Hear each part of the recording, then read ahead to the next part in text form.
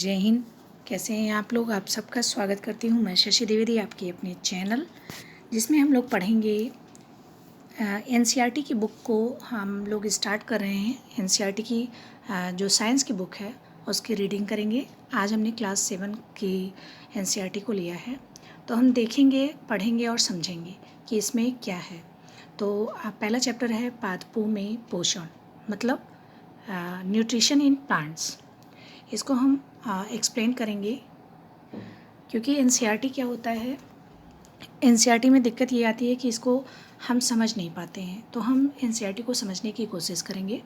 हमने इसके पहले जो है जीवों में, जो सभी जीव होते हैं उसमें भोजन आवश्यक क्यों है, क्या क्या भोजन के अवयव होते हैं, इन सब के बारे में हमने क्लास 6 में पढ़ा है।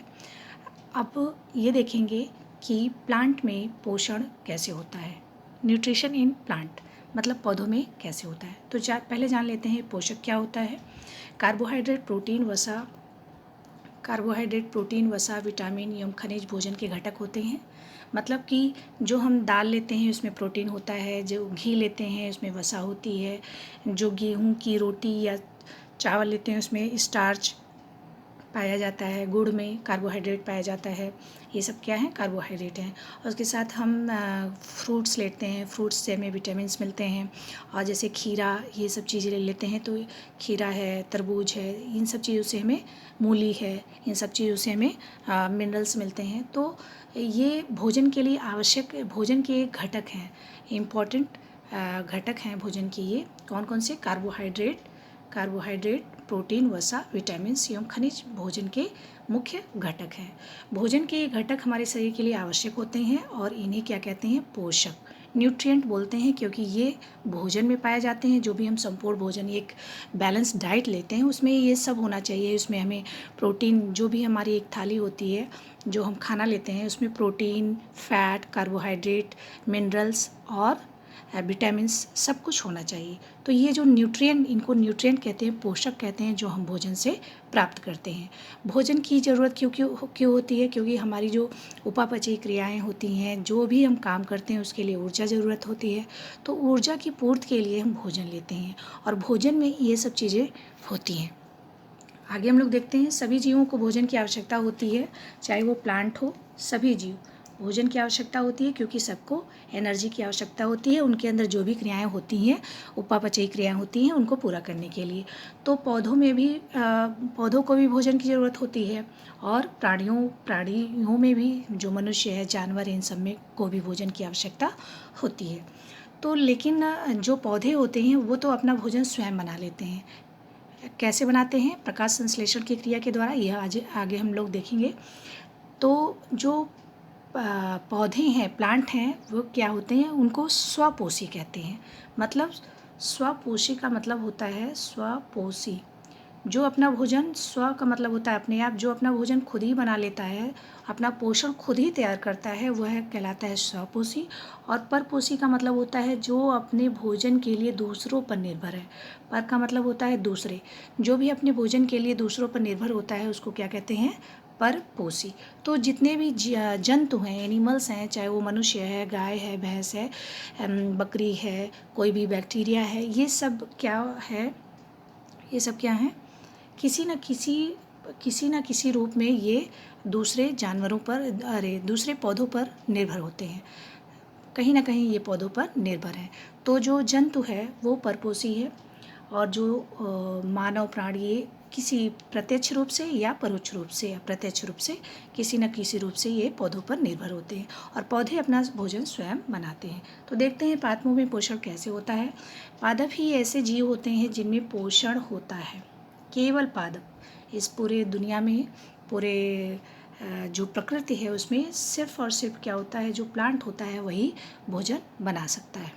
ऐसे जीव होते हैं जो, और बहुत ही सरल चीज़ों से लेकर जल, कार्बन डाइऑक्साइड और खनिज की सहायता से अपना भोजन बना सकते हैं।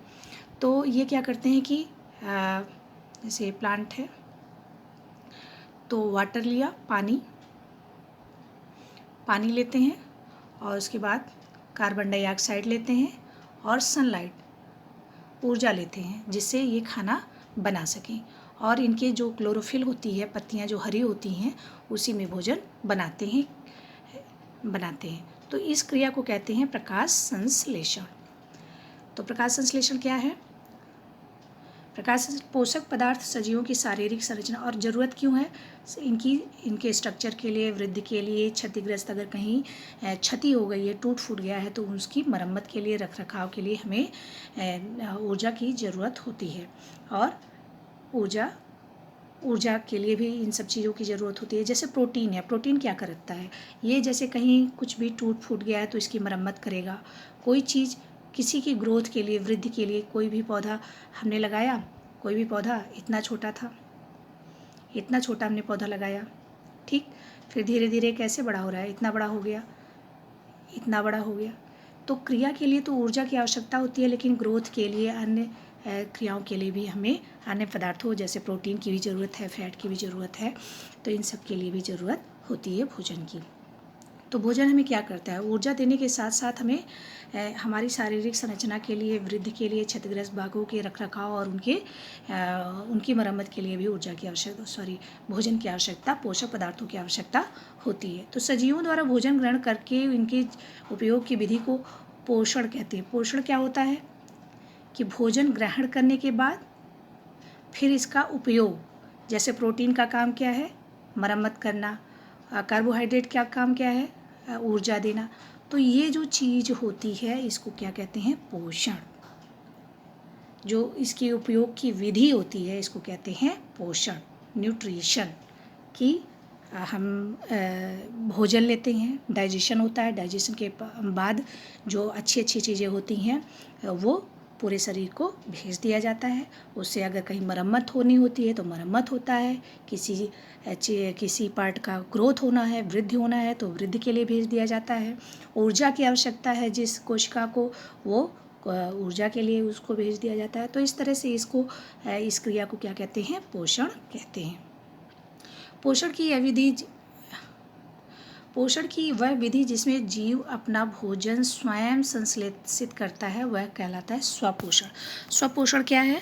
स्वपोषण का मतलब होता है कि अपना भोजन खुद ही बनाना। अगर कोई भी ऐसा जीव जो अपना भोजन खुद ही बना रहा है तो उसको कहते हैं स्वपोषण। जो मनुष्य होता है वो भोजन बनाता नहीं। जैसे कहा जाता है कि हम भोजन बना रहे हैं, लेकिन हम भोजन बनाते नहीं बल्कि हम भोजन को क्या करते हैं? पकाते हैं।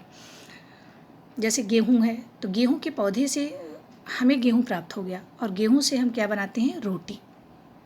ऐसे ही चावल के पौधे, धान के पौधे से हमको चावल प्राप्त हो गया और इसको हम पका देते हैं, वो हो गया चावल। ऐसे ही सब्जियां और बाकी चीज़ें हम सिर्फ और सिर्फ पकाते हैं या कच्चे रूप में खाते हैं, लेकिन हम बनाते नहीं। बनाता कौन है?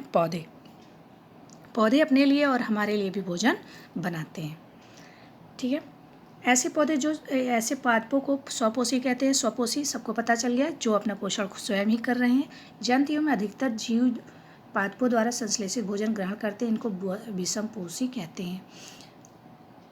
जो विषमपोषी का मतलब कि जो पौधों से भोजन प्राप्त कर रहे हैं और अलग अलग तरीकों से प्राप्त कर रहे हैं, भोजन ग्रहण कर रहे हैं, इनको विषमपोषी कहते हैं। ठीक है। इसमें वही बताया गया है कि कैसे भोजन को किया जाता है। आगे, प्रकाश संश्लेषण पादपों में खाद्य संश्लेषण का प्रक्रम। प्रकाश संश्लेषण क्या है? पत्तियां पादप की फैक्ट्रियां हैं। जैसे फैक्ट्री होती है, बड़ी बड़ी फैक्ट्रियां होती है, उसमें कच्चा माल दिया जाता है। उसके बाद फैक्ट्रियों में जैसे चिप्स की फैक्ट्री है तो उसमें क्या हो जाएगा? आलू जाएगा, नमक जाएगा, ये सब चीज़ें जब प्रोवाइड हो जाएंगी फैक्ट्री को तो फैक्ट्री क्या करेगा? उसमें चिप्स बना के उसको भेज देगा। तो उसी तरह से पत्तियों में क्या होता है कि हम सब चीज़ भेज देते हैं।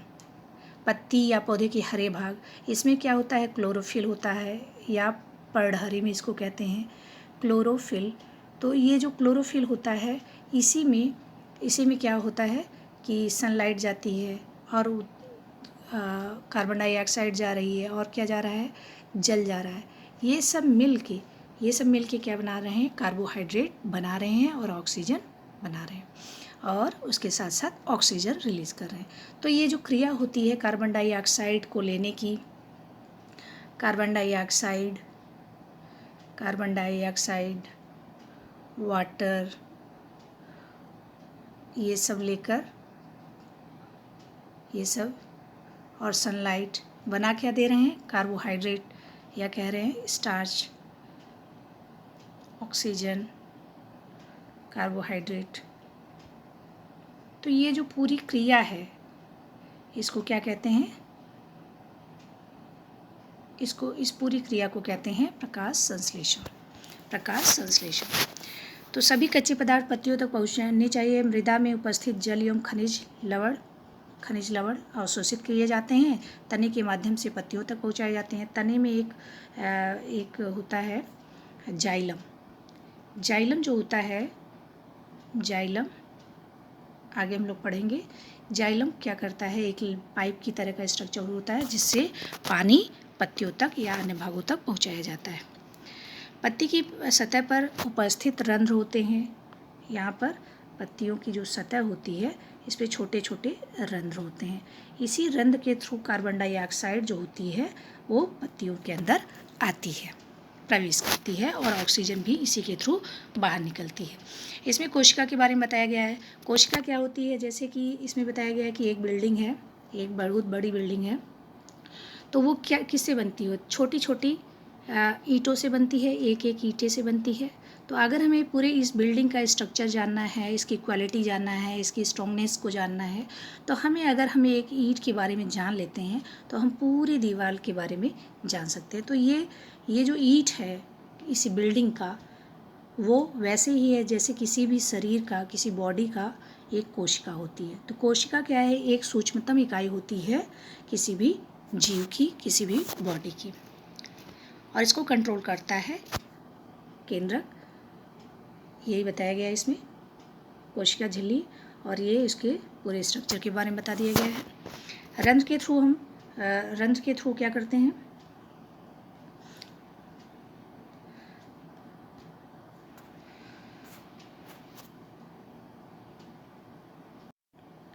रंध्र कैसा होता है? इसमें रंध्र का स्ट्रक्चर देखते हैं हम लोग। ये देखिए कोशिका है, ये देखिए कोशिका है, इसमें ये क्लोरोफिल है, क्लोरोफिल से कोशिका है। ये जो पत्ती है, पत्ती का जब हम एक कट कर लेते हैं तो इस तरह से हमें स्ट्रक्चर मिलता है। इसमें क्लोरोफिल है। ये देखिए द्वार कोशिकाएं हैं, गार्ड सेल्स होती हैं, इनके इसी के थ्रू जाती हैं। अब ये देखिए रंध्र, ये रंध्र है, पूरा एक रंध्र है, और उसका स्ट्रक्चर भी यहाँ दिखाया गया है कैसा होता है। ये बीन शेप्ड स्ट्रक्चर होता है इसका, ऐसे करके। इसको रंध्र कहते हैं, इंग्लिश में स्टोमेटा कहते हैं, और इसके थ्रू ही कार्बन डाइऑक्साइड आती हैं और ऑक्सीजन बाहर जाते हैं। ठीक है। तो क्लोरोफिल का रंग, जो पत्तियां होती हैं या प्लांट का जो हरा भाग होता है उसमें क्लोरोफिल पाया जाता है, इसी की वजह से ये पत्तियां हरी होती हैं। और क्या होता है? क्लोरोफिल सूर्य के प्रकाश, सौर ऊर्जा का संग्रहण करते हैं। क्लोरोफिल ये ऐसा पदार्थ होता है जो सनलाइट को ले सकता है, रख सकता है, रिटेन कर सकता है। इस ऊर्जा का उपयोग जल एवं कार्बन डाइऑक्साइड से खाद्य संश्लेषण में होता है, क्योंकि खाद्य संश्लेषण सूर्य के प्रकाश की उपस्थिति में होता है, इसलिए प्रकाश संश्लेषण कहते हैं। प्रकाश का मतलब होता है लाइट। प्रकाश की उपस्थिति में चूँकि ग्रीन जो लाइट है वो उसकी उपस्थिति में संश्लेषण, ये कार्बन डाइऑक्साइड जल मिलकर सूर्य के प्रकाश में क्लोरोफिल में बना रहे हैं क्या? कार्बोहाइड्रेट और ऑक्सीजन, इसलिए इसको प्रकाश संश्लेषण कहते हैं। प्रकाश संश्लेषण क्यों कहते हैं? क्योंकि प्रकाश की उपस्थिति में ये संश्लेषण हो रहा है। सभी जीवों के लिए, जो सभी जीव हैं उनके लिए सूर्य ऊर्जा का चरम स्रोत है, सबसे अच्छा स्रोत, प्राकृतिक स्रोत, सबसे बड़ा स्रोत इस पृथ्वी का। पर ऊर्जा का सबसे बड़ा स्रोत क्या है? सूर्य ऊर्जा को, सनलाइट को, सूर्य ऊर्जा को रासायनिक ऊर्जा में बदलने का काम भी ये पत्तियां, हरे पौधे कर रहे हैं। इसलिए भी हमें पौधे लगाने चाहिए, क्योंकि ये कार्बन डाइऑक्साइड को ले रहे हैं और हमें ऑक्सीजन, जिसे प्राणवायु कहते हैं, उसको दे रहे हैं। प्रकाश संश्लेषण ना होने की स्थिति में खाद्य उपलब्ध नहीं होगा। अगर प्रकाश संश्लेषण ही नहीं होगा तो क्या होगा? हम खाद बन पाएगा? ना तो धान बन पाएगा, ना चावल बन पाएगा, गेहूँ बन पाएगा, कुछ भी नहीं बन पाएगा, और हम जी नहीं पाएंगे, ना ही कोई जीव जंतु, कुछ भी संभव नहीं होगा। और प्रकाश संश्लेषण नहीं होगा तो ऑक्सीजन भी तो नहीं बन पाएगा। प्रकाश संश्लेषण की क्रिया के द्वारा ही तो ऑक्सीजन बन रहा है, जिसको प्राणवायु कहेंगे, तो ये भी नहीं बन पाएगा और हमारा जीवन जीना संभव नहीं होगा। सर यही सब बताया गया है इसमें। तो अगर प्रकाश संश्लेषण की क्रिया, फोटोसिंथेसिस की क्रिया ना हो तो जीवन संभव नहीं है पृथ्वी पर। और इस पूरी क्रिया को इसमें दिखाया गया जो हमने बार बार बताया है कि कैसे हो रहा है। उसके उपरांत स्टार्च पत्तियों में मंड इकट्ठा हो जाते हैं, जिसके रूप में संचित हो जाते हैं और पौधे अपना इससे ऊर्जा लेते हैं। और जो भी एक्स्ट्रा हो जाता है, जो बच जाता है, उनको अलग अलग पौधे अलग अलग फलों के रूप में, धान, गेहूँ, चावल के रूप में ये सुरक्षित रख देते हैं। ये हमने देखा पत्तियों के स्ट्रक्चर को।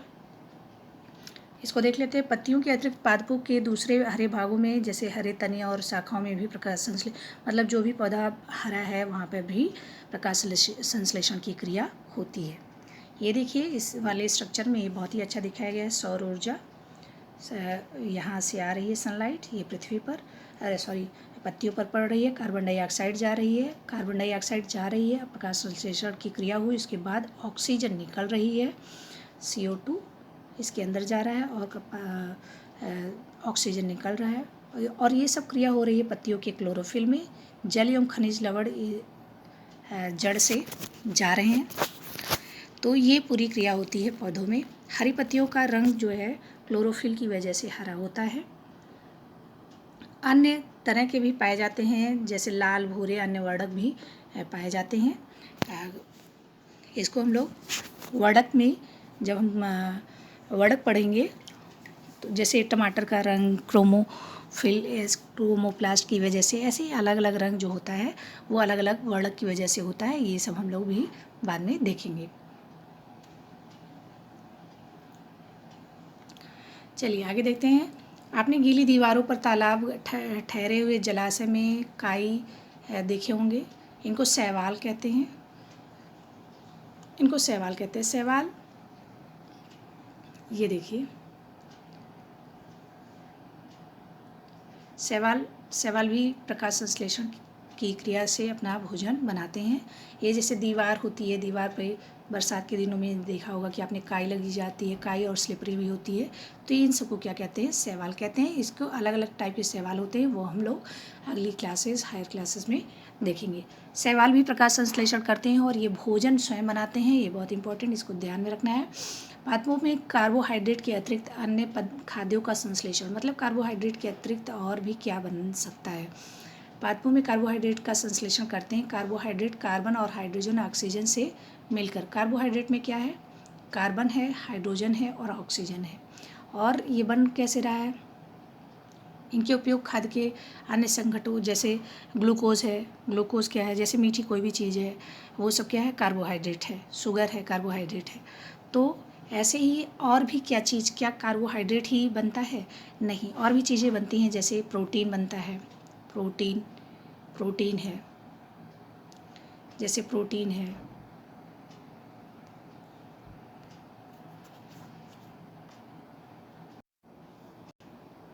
ऐसे ही हम देखते हैं कि प्रोटीन है। तो प्रोटीन क्या होता है कि प्रोटीन में नाइट्रोजनी पदार्थ है, जिसमें कार्बन, ऑक्सीजन, हाइड्रोजन तो है ही, और साथ में क्या है? कार्बन है, ऑक्सीजन है, हाइड्रोजन है, इसके साथ साथ नाइट्रोजन भी है। लेकिन ये नाइट्रोजन कैसे मिलता है? नाइट्रोजन तो मृदा में रहता नहीं है, लेकिन कुछ बैक्टीरिया ऐसे होते हैं कि जो वायुमंडल में नाइट्रोजन है, वायुमंडल में लगभग 75% तक नाइट्रोजन होता है। सबसे ज़्यादा मात्रा में नाइट्रोजन है, लेकिन ये मृदा में नहीं होता है, मिट्टी में नहीं होता है। तो कुछ बैक्टीरिया होते हैं जो क्या करते हैं कि जो वायुमंडल में नाइट्रोजन है उसको मिट्टी में ले आते हैं। और ये पौधे जो जिनमें ये होता है वो लेग्यूमिनस प्लांट के होते हैं, लेग्यूमिनेसी प्लांट के होते हैं। जैसे मटर है, चना, इनकी जो जड़ होती है उसमें गांठ लाइक स्ट्रक्चर ऐसे आपने देखा होगा। तो इसी में वो जीवाणु पाए जाते हैं। ये वायुमंडलीय नाइट्रोजन को इसमें बदल देते हैं, मिट्टी में ले आते हैं। तो वायु में नाइट्रोजन गैसीय अवस्था में प्रचुर मात्रा में पाई जाती है, परंतु पादप इसका अवशोषण इसी रूप में नहीं कर सकते। मिट्टी में कुछ विशेष जीवाणु होते हैं जो गैसीय नाइट्रोजन को उपयोगी यौगिकों में बदल देते हैं, मृदा में निर्मुक्त करते हैं और विलेय पदार्थ पादपों द्वारा जल के साथ अवशोषित कर लिए जाते हैं। जल के साथ फिर ये पौधों में चले जाते हैं। संभवतः आपने देखा होगा कि किसान अपने खेतों के उर्वरक तथा खाद डालते हैं, इसमें नाइट्रोजनी पदार्थ की प्रचुर मात्रा होती है। मतलब ये तो हमने चने और इसका एक नेचुरल मेथड बताया, लेकिन वैसे भी यूरिया जो जिसमें कि नाइट्रोजन होता है NH2CO NH2 इसका फार्मूला होता है। इसको हम अगले थोड़ा सा और आगे जाएंगे तो ये होता है यूरिया।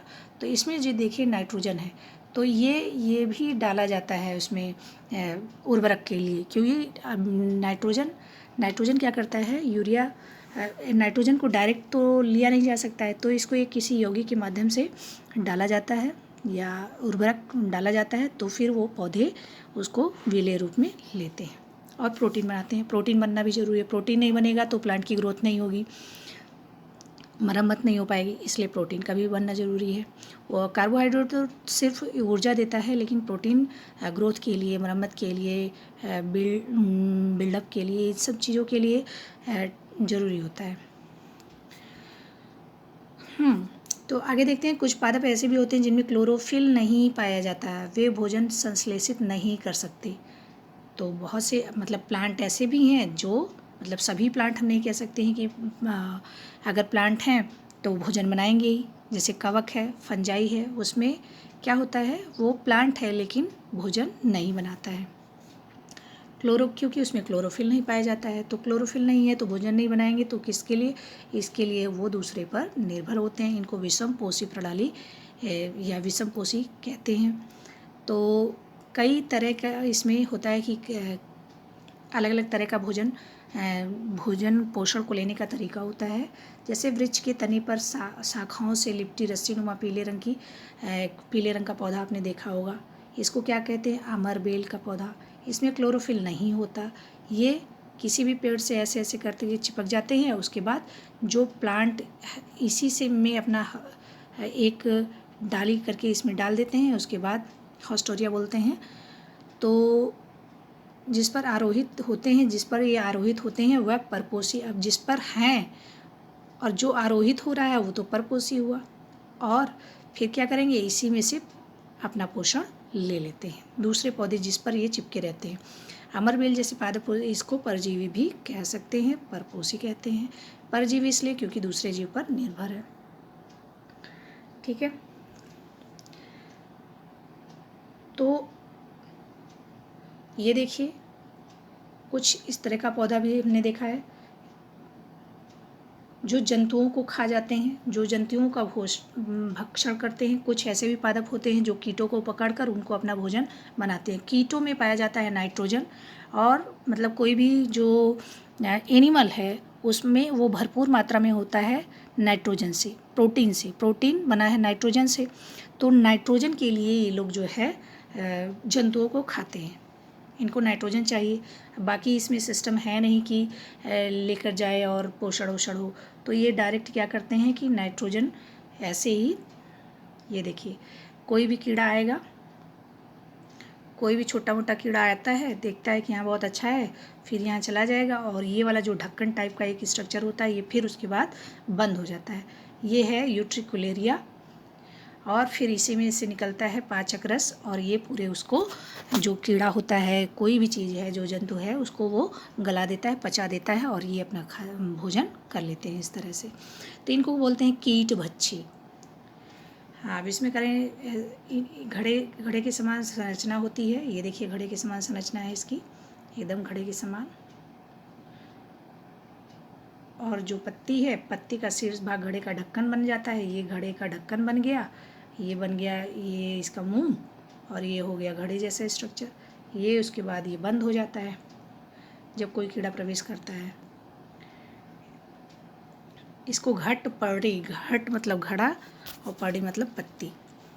घड़े जैसी पत्तियाँ जैसे स्ट्रक्चर होता है, इसलिए इसको कहते हैं घट पर्डी। ये कीटभक्षी पौधा होता है। ये ऐसे ही वीनस फ्लाइट ट्रैप, सनड्यू कीटभक्षी पौधे को अन्य नाम है ड्रोसेरा। ड्रोसेरा में क्या होता है कि ऐसे खूब सुंदर सुंदर फूल टाइप का रेड कलर लाल लाल होता है, इसी में रोम ऐसे ऐसे स्ट्रक्चर लाल लाल होता है, ऐसे ऐसे लगा रहता है। अब क्या होगा कि कोई भी कीड़ा सोचेगा कि बहुत सुंदर फूल है और कीड़ा आ जाएगा इस पर। अब ज्यों ही कीड़ा इसको टच करता है, इसके रोम को, फिर ये पूरे के पूरे ऐसे अपने आप को बंद कर लेते हैं, एकदम मुंह बंद हो जाता है, पूरा बंद कर लेते हैं। अब ये कीड़ा यहाँ पड़ा बेचारा और इसको पचा दिए। पचाने के बाद फिर जब पच जाता है, पूरी क्रिया हो जाती है, तब उसके बाद फिर ये सुंदर फूल की तरह खिल जाते हैं। फिर ये सुंदर फूल की तरह खिल जाते हैं किसी और कीट को फंसाने के लिए। तो इस तरह से ये कीड़बच्ची पौधे होते हैं, जिसमें इम्पॉर्टेंट है वीनस फ्लाईट्रैप, सनड्यू, कीड़बच्ची, ड्रोसेरा एट्सेट्रा।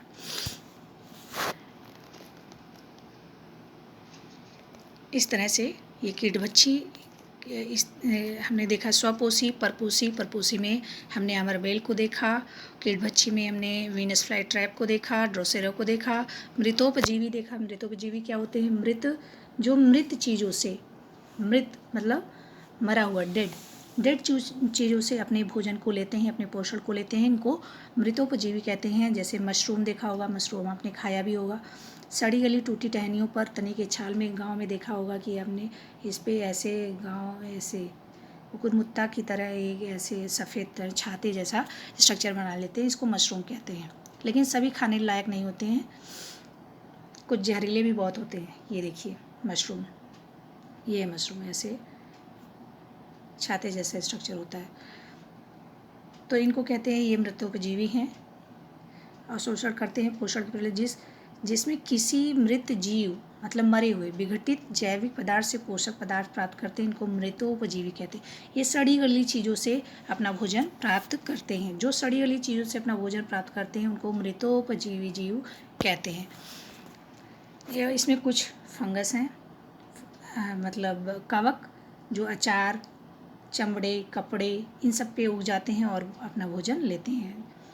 जैसे डबल रोटी आपने देखा होगा, 2-4 दिन आप रख दीजिए, फिर इसमें फंगस लग जाते हैं, ब्लैक, कभी कभी येलो, तो इस तरह के फंगस लग जाते हैं। इनको फंगस कहते हैं, फंजाई कहते हैं या कवक कहते हैं। इनकी पोषण प्रणाली कैसी होती है? पोषण विधि मृत या विघटनकारी सड़ने वाली जैव पदार्थों से अपना ये भोजन लेते हैं। मतलब ये फंगस हैं, अपना पोषण किससे ले रहे हैं? ये ब्रेड से ले रहे हैं, सूखी चीज़, मरी हुई चीज़ है, डेड है। तो जब सड़ी वाली, या कभी कभी आपने जैसे मशरूम को देखा होगा, ये जो लकड़ी के लट्ठे होते हैं बड़े बड़े, इस पर अपना उग जाते हैं, या आपने ढेर सारा कहीं से कूड़ा करकट रखा है उस पर उग जाते हैं, तो ये सब क्या कहते हैं? मृतोपजीवी जीव कहते हैं, जो कि सड़ी गली चीज़ों या मरी हुई चीज़ों से अपने भोजन को प्राप्त करते हैं। और कैसे करते हैं देखिए, भिन्न प्रकार की होती है ये मृत एवं विघटनकारी सड़ने वाली वस्तुओं की सतह पर कुछ पाचक रसों का स्राव करते हैं, कुछ पाचक रस का स्राव करते हैं, जिससे वो क्या होता है? विलेय हो जाता है, विलेय रूप में परिवर्तित हो जाता है, फिर इस विलयन का भोजन कर लेते हैं। इसके लिए कवक के जो होते हैं वो वर्षा का मौसम सबसे ज़्यादा अच्छा होता है, क्योंकि उस टाइम ह्यूमिडिटी बहुत ज़्यादा होती है इन्वायरमेंट में, अपने पर्यावरण में ह्यूमिडिटी बहुत ज़्यादा होती है, उसी में ये बहुत ज़्यादा पनपते हैं और इनकी वृद्धि भी अच्छे से हो पाती है किनकी? कवकों की।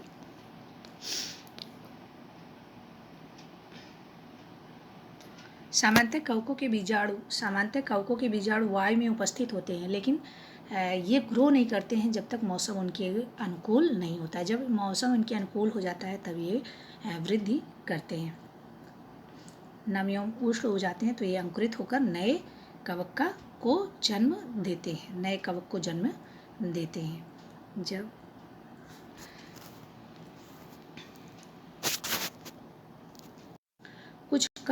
कुछ जीव ऐसे भी होते हैं जो एक दूसरे का साथ देते हैं, कुछ जीव एक दूसरे के साथ रहते हैं, अपना आवास, पोषक तत्व एक दूसरे के साथ बांटते हैं, मिलजुल कर अच्छे पड़ोसी की तरह रहते हैं। जब जिनको चीनी की ज़रूरत है उनको चीनी देते हैं, अगर चाय पत्ती की उनको खुद को ज़रूरत होती है तो चाय पत्ती ले लेते हैं। इस तरह से अच्छे पड़ोसी की तरह एक दूसरे का साथ देते हैं। सहजीवी, इनको क्या कहते हैं? सहजीवी संबंध कहते हैं।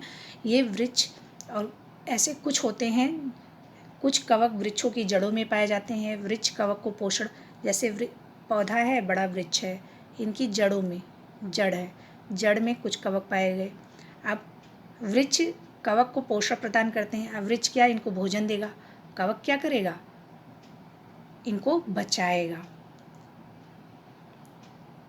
तो वृक्ष कवक को पोषण प्रदान करते हैं, बदले में इन्हें जल एवं पोषक के अवशोषण में सहायता करते हैं।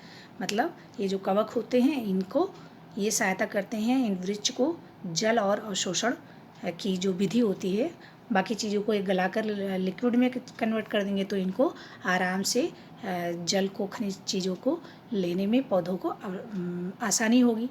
तो कवक क्या करेंगे, पौधे जो है, पौधे कवक को क्या दिए, भोजन दिए, और कवक क्या किया, पोषण को, जल को उन्हें अवशोषण करने में सहायता की। तो इस तरह से हमने देखा है कि सहजीवी संबंध में सबसे अच्छा उदाहरण होता है लाइकेन का।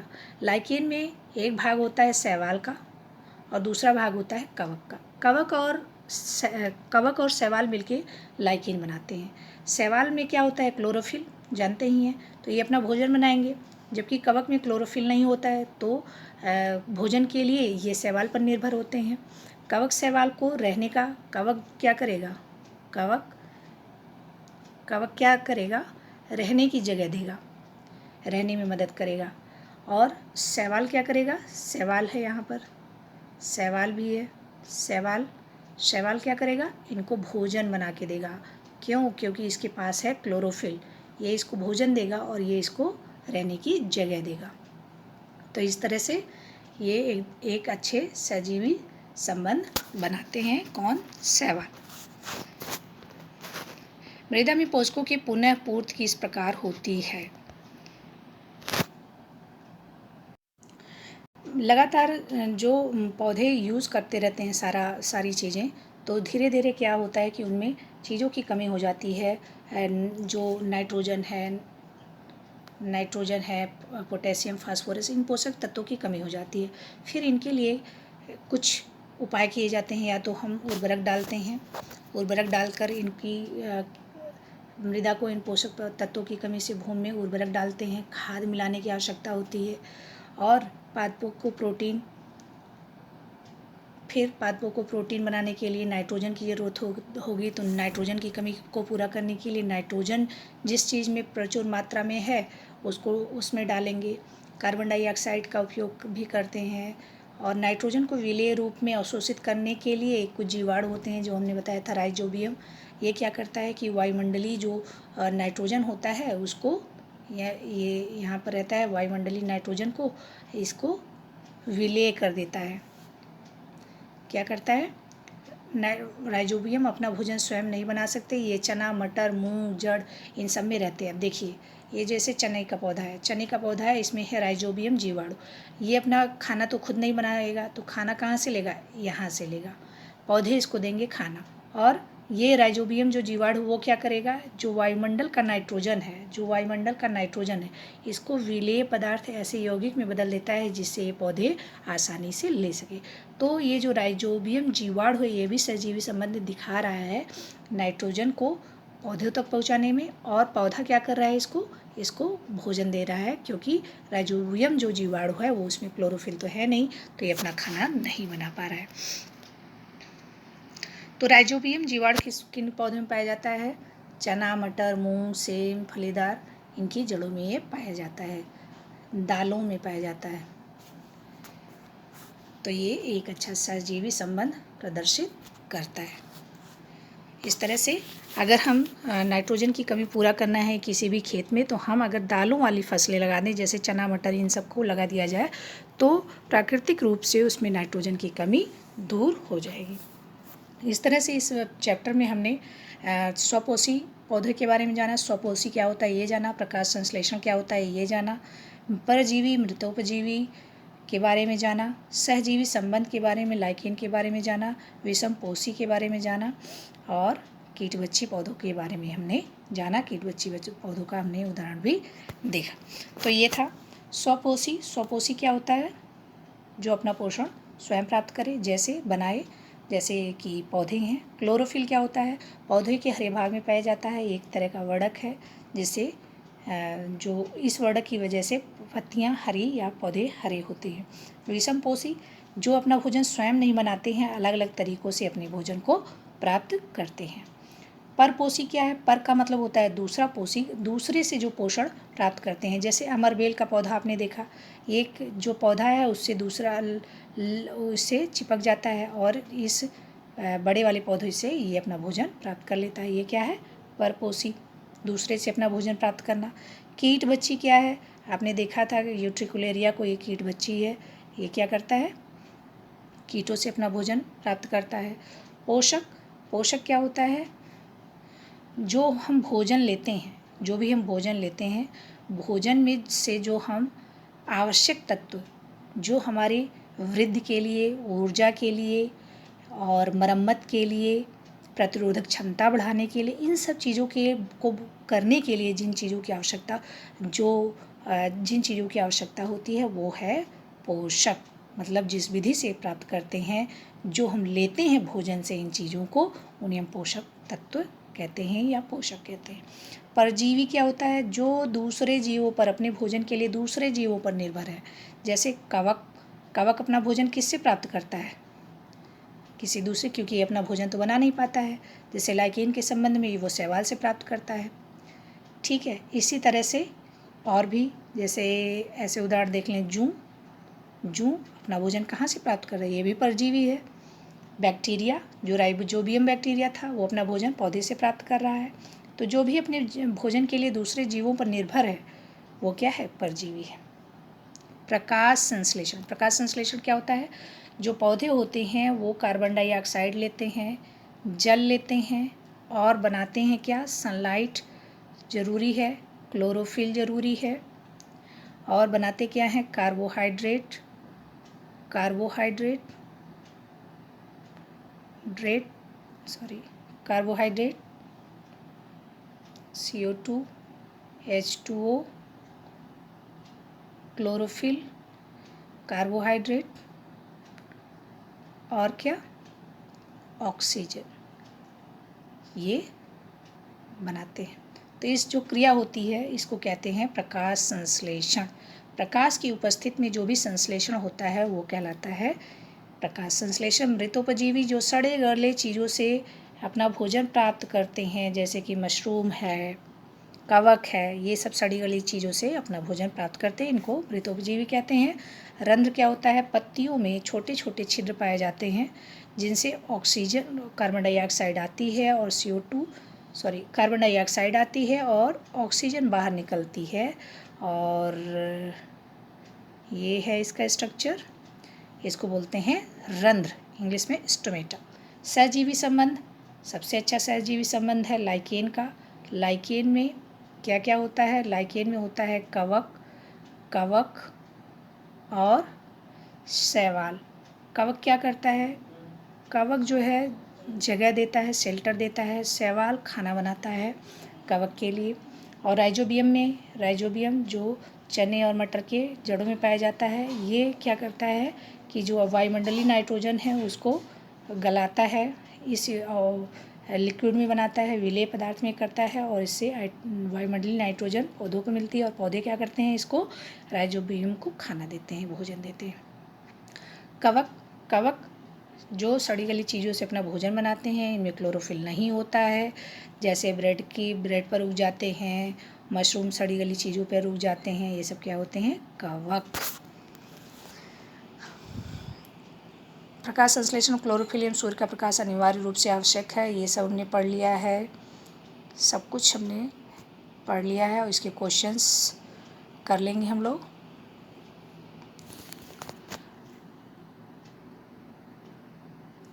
ऑब्जेक्टिव कर लेते हैं सभी। अमरबेल उदाहरण है किसका?